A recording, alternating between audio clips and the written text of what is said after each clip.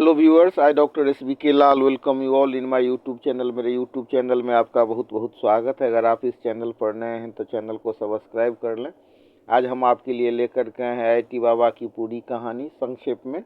इसमें हम देखेंगे कि इनका नाम अभय सिंह है, पिता करण सिंह ग्रेवाल झज्जर हरियाणा के रहने वाले हैं और आईआईटी मुंबई से एरो स्पेस में बीटेक किया। फोटोग्राफी का शौक था, मास्टर इन डिजाइनिंग किया और बचपन से ही घरेलू हिंसा से व्यथित रहे। फोटोग्राफी के शौक के कारण देश के अलग अलग भाग में इन्होंने यात्रा की।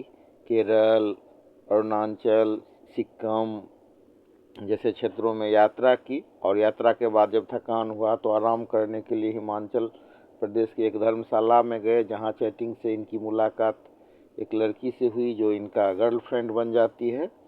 और जब उसकी कहानी ये सुनते हैं तो उनका जो अपना अवसाद है वो ट्रिगर हो जाता है। और आध्यात्मिक रूप से अगर हम बात करें तो फिर इनका अनेक नाम दिया गया इनको। मसानी गोरख, बटुक भैरव, राजेश्वरी, जगदीश्वरी, जगदीश।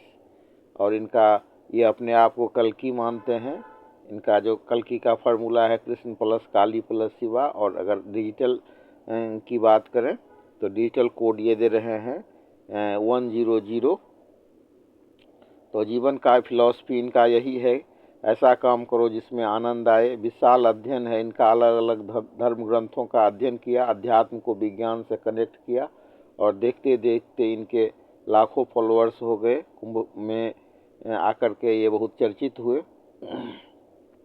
और आध्यात्मिक ज्ञान तथा विज्ञान को कनेक्ट करके ये लोग इनसे बहुत प्रभावित हो रहे हैं। ये प्रथम गुरु जी कृष्ण मूर्ति को मानते हैं। फिर ये सदगुरु जग्गी वासुदेव के आश्रम में अध्यात्म ध्यान वगैरह सीखते हैं इनर।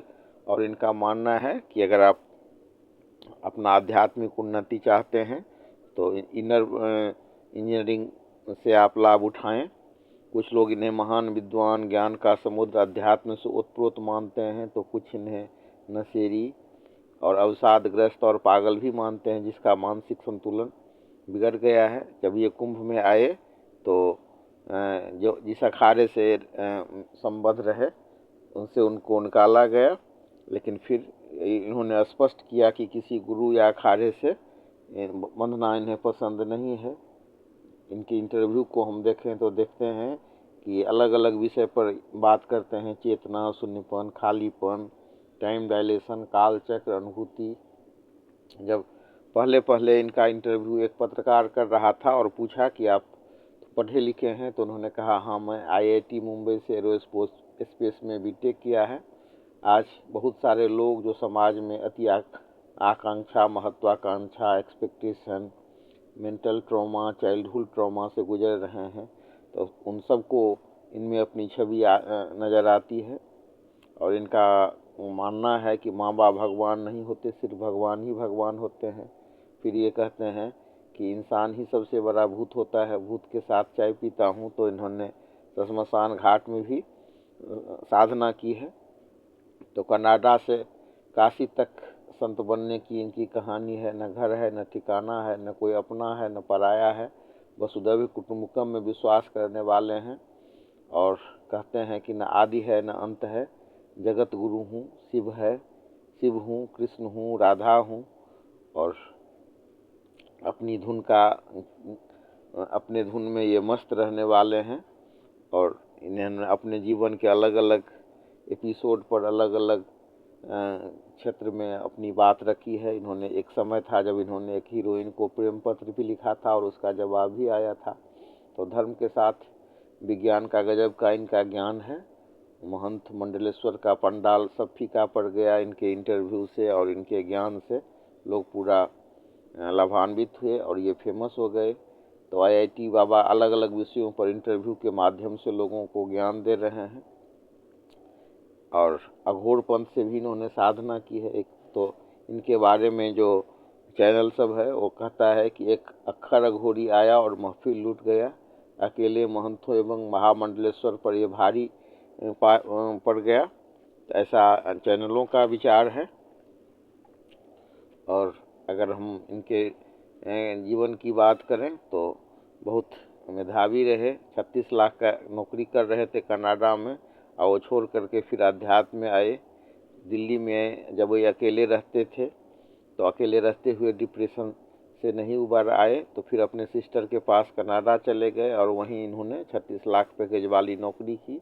कुछ दिन बहन के साथ रहने के बाद ये फिर अकेले रहने लगे। फिर इसके बाद कोविड का समय आया और वहाँ उनको मृत्यु भय सताने लगा, और जैसे ही मृत्यु भय सताने लगा तो उसने इसको एक्सेप्ट कर लिया, और इसे एक्सेप्ट करते ही इन्हें शांति मिलती है।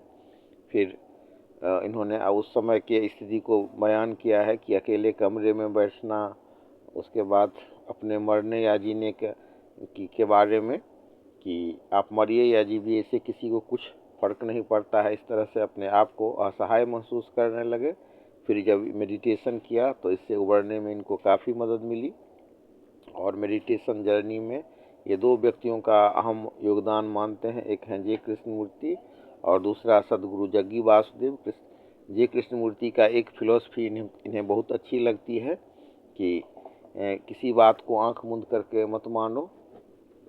तो इस तरह से ये बाबा फेमस हुए, और घरेलू हिंसा से अब जब बचपन में ही थे तो इसे इनके परिवार में जो घरेलू हिंसा थी उससे ये बहुत व्यथित हुए, और अपने आप को ये कल्कि कहलाना बहुत पसंद करते हैं। तो इस तरह से फिर ये अध्ययन करते गए आज हम देख सकते हैं कि इनका बहुत विशाल अध्ययन है, और उन्होंने एक बहुत अच्छी किताब भी लिखी है, the beautiful land beautiful place to get lost. इनकी रचना है, बहुत ही अच्छी किताब है। इसमें बहुत ही अच्छे ढंग से अध्यात्म और विज्ञान का इन्होंने समन्वय किया, पढ़ने योग्य किताब।